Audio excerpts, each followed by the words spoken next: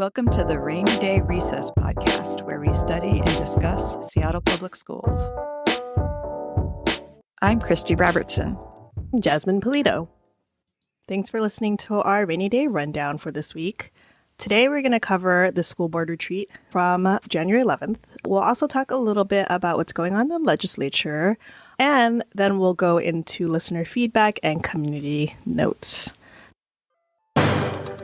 We have one bit of late-breaking news that I'm adding just before this episode drops, and that is the appointment of a new state representative to District 34 in West Seattle. School Board President Gina Topp was a candidate, and here's part of her speech to the King County Council, who was in charge of this appointment. Public service runs deep in my family. My mom taught in public schools for 35 years, dedicating her life to shaping the next generation. I grew up watching her pour her all, her energy, her time, her own resources into making a difference for her students.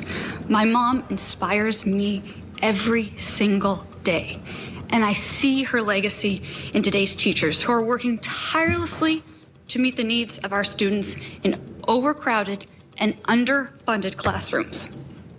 These stories remind me of why I am seeking this appointment, to ensure every child has access to quality education, and every family has the support they need to thrive.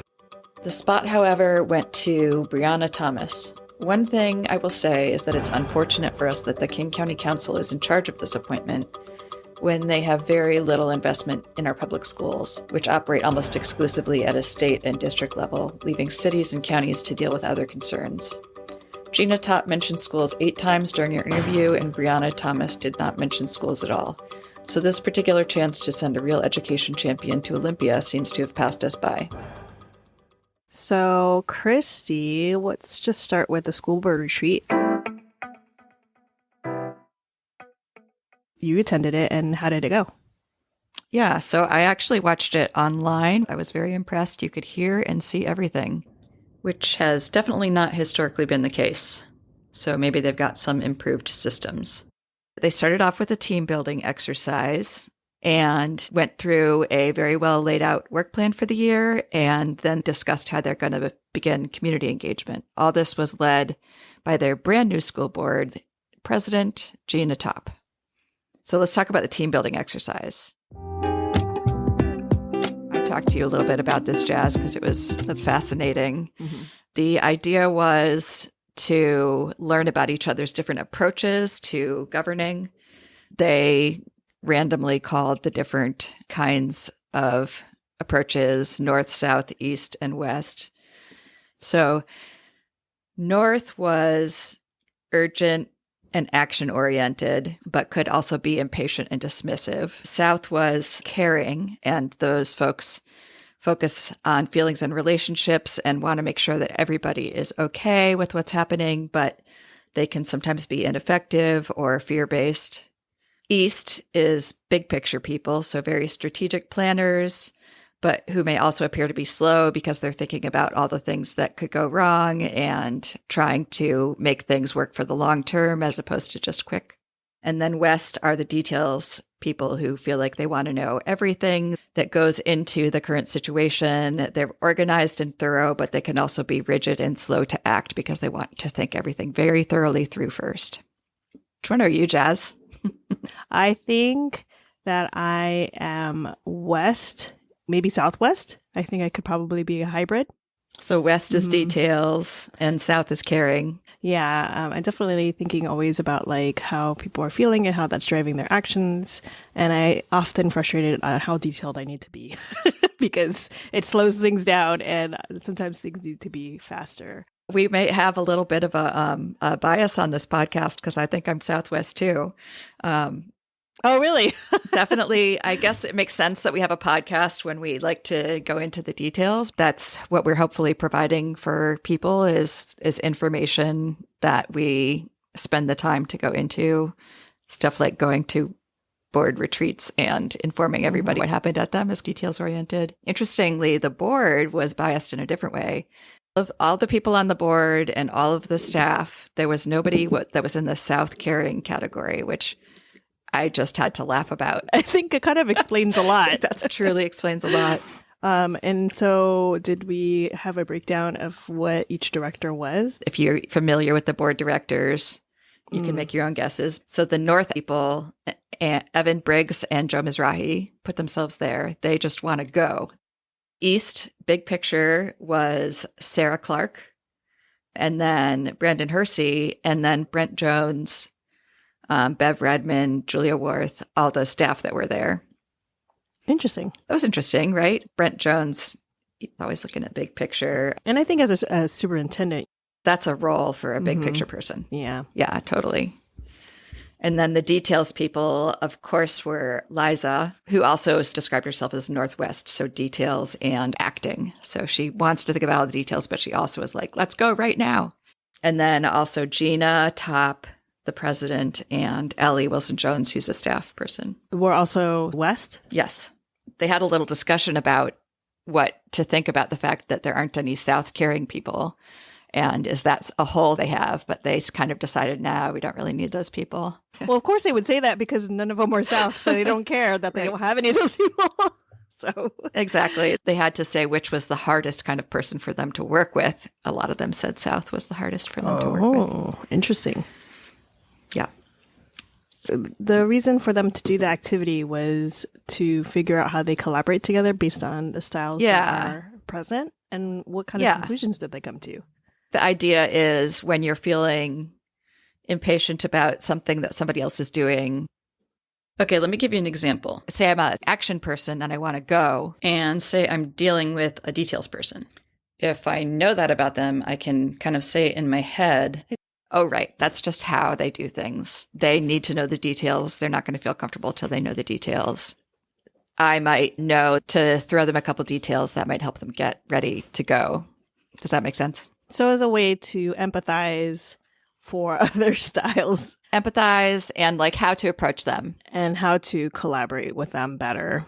Right. Okay, and then they also talked about a work plan. Yeah, so this was very exciting to probably the detailed-oriented amongst us.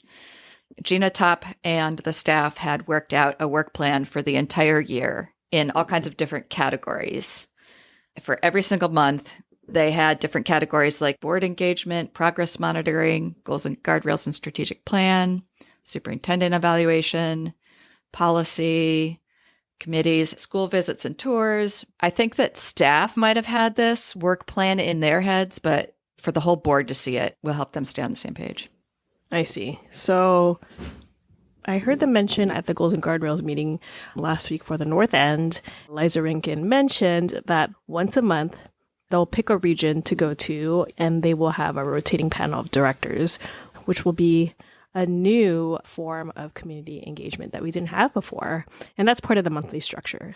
Is that right? That's right. So every month, they are going to have a general meeting. They may or may not have a work session.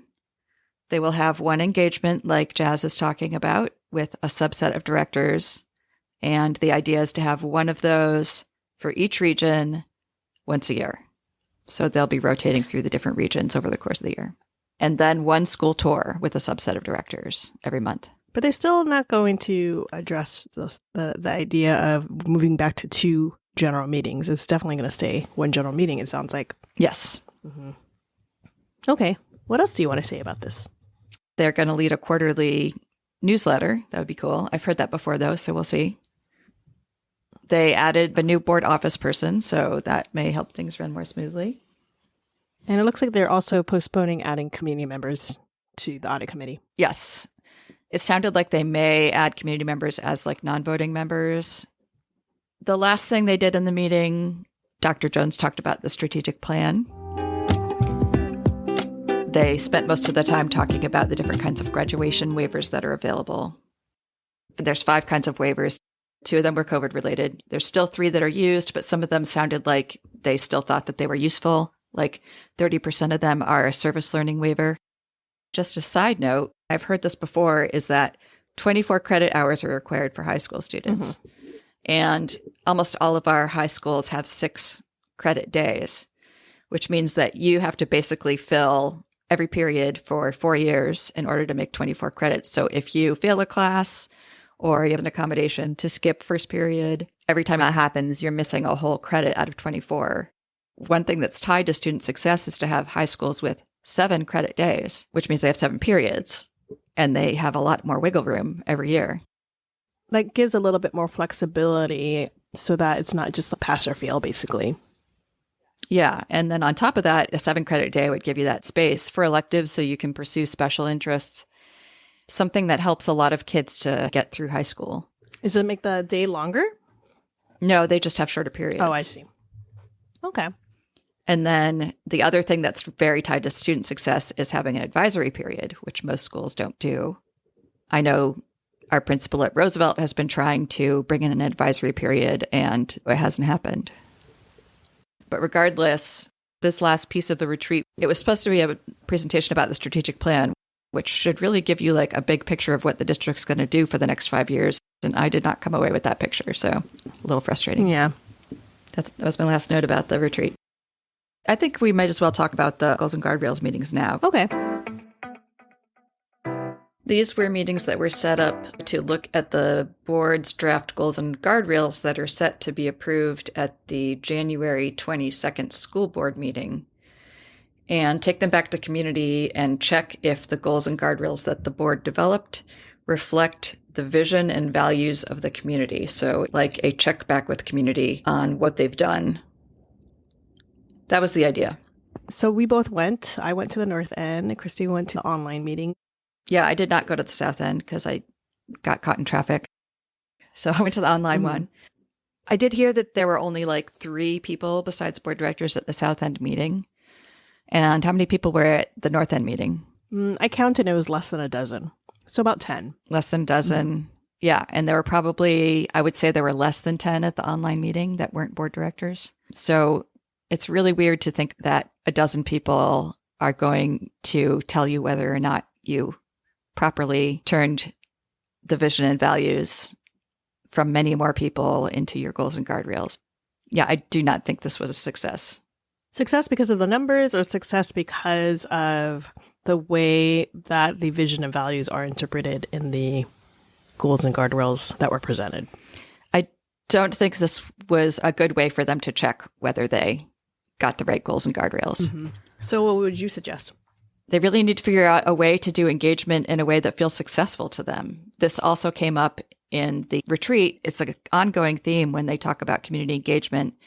They complain about how community engagement, the way that we do it, brings out a non-representative sample of the community and tends to favor the people with more privilege. And I think that's very true. What they usually do with that is discount the engagement that they do rather than try to do engagement in a different way. They still have not solved the problem of how to do an engagement in a way that they feel reflects the broader community. So then they end up just kind of throwing out whatever they learned from the engagements. If they don't like it, they just say, well, it wasn't representative anyway.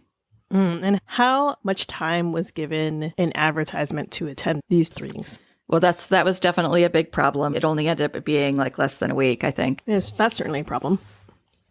Yep. There were all kinds of problems, and they acknowledged the problems. And that's why some people in the community and some board directors were saying we need to delay so that we have more time to engage. We can talk about what happened there, but I doubt that they're going to do anything with it. And frankly, in my mind, they kind of shouldn't because it was so unrepresentative. Okay, so I guess we'll see what happens with that, or if nothing happens. We did hear from a community member by the name of Kaitlin Murdock, and she's been researching around how successful different districts have been in terms of measured student outcomes, including some districts that have used SOFG, student outcomes focused governance. And then she takes some of the most successful districts, in particular Boston and Atlanta, and compares their goals and guardrails to Seattle's goals and guardrails. If you are somebody that is interested in student outcomes focused governance and strategic plans, you will be interested in this. We will link her findings in the show notes, so you can go take a look at that there.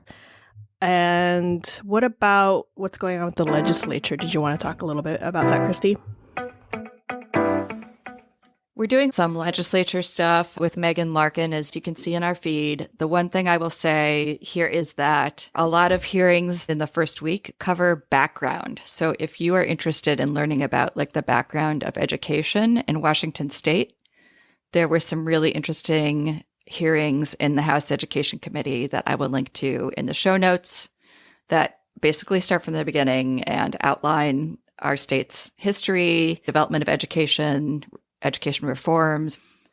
And then the other background meeting that's interesting was on January 9th, before legislative session started, they had a legislative session preview, starting with a poll from Stuart Elway and Cascade PBS.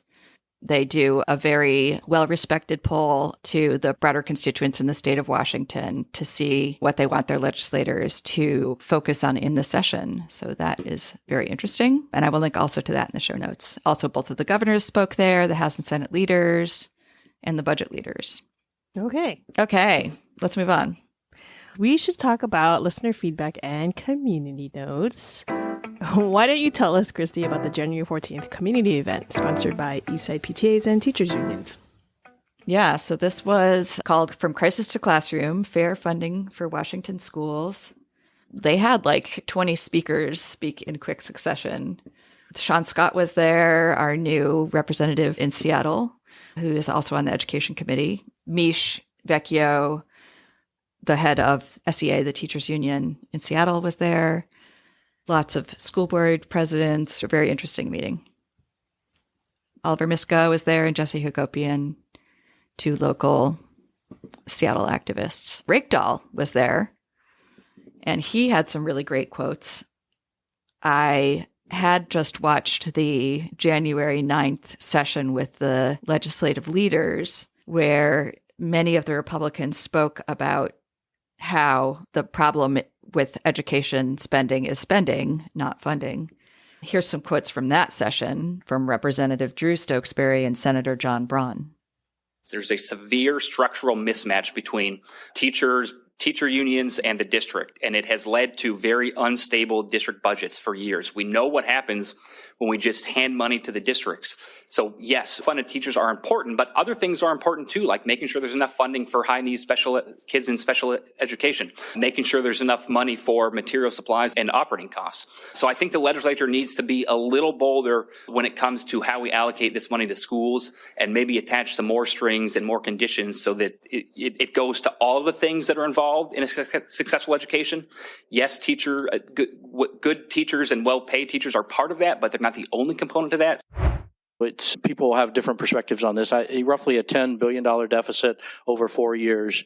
Half of that is new spending. Almost half of it is the new collective bargaining agreements. And we pay our state employees. We should pay them well.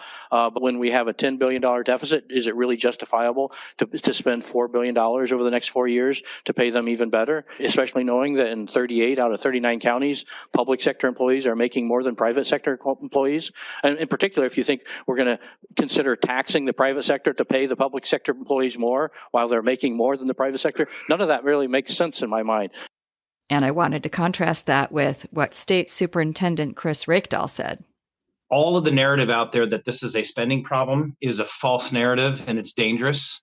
It vilifies public educators, and I mean that term broadly, from custodial to classroom teachers to counselors, bus drivers, food service, and all the above. The BS narrative about, we put a bunch of money in 8 years ago and it all went to the educators. Number one, that's where it's supposed to go. That's what we do. We either pay people to survive and thrive, or we hire more people to support students in our program. So that's exactly what it was supposed to do. And still we find ourselves behind. What we have is a revenue problem.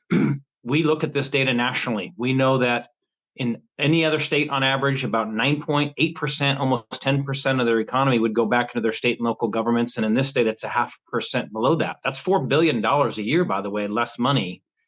When we zoom into schools, when we say, okay, how much of all that is going into schools? In this state, only 3.1% of total GDP. So about 35-40% of public budgets are going to schools. And the average state is 3.6%. And again, that's about $4 billion. If we were taxing Washingtonians the way we do everybody else, there would be about $4 billion more per year. If all you're going to do is lift our percentage of the budget in K-12 by cutting everything else, you failed nursing, you failed counseling, you failed mental health supports in communities and chemical dependency and housing issues. So our kids and families need all that. And again, let us never believe in the false narrative that educators are the reason for this. This is a tax code failure and a courage failure. So that's our state superintendent. And he definitely seems to be hardcore lobbying for education funding, which is good. He was sounding very much like Oliver Miska to me and very big 5E. Yeah, I'm happy to hear that. So that's like the main thing that I wanted to call out from that. They recorded it, so if anybody wants to watch that, we'll link to it. That sounds great. Let's talk about the $1 billion bake sale. I just wanted to say that they are going to Olympia on January 30th. Yeah, are you going? Yes, I am going. Are you going? Yeah, I'm going to go. They are hoping for a big crowd.